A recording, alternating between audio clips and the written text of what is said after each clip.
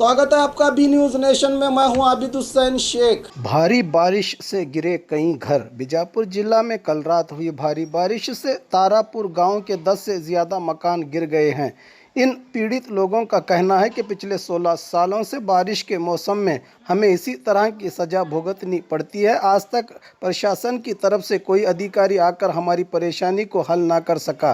रात में हुई भारी बारिश से लोगों को अपने घर से बाहर आके रात गुजारनी पड़ी है, लेकिन सरकार की ओर से इस गांव को आज तक मुंतकिल नहीं किया। इससे परेशान गांव के लोग स्थानीय प्रशासन और सरकार के खिलाफ अपना आक्रोश जता रहे हैं।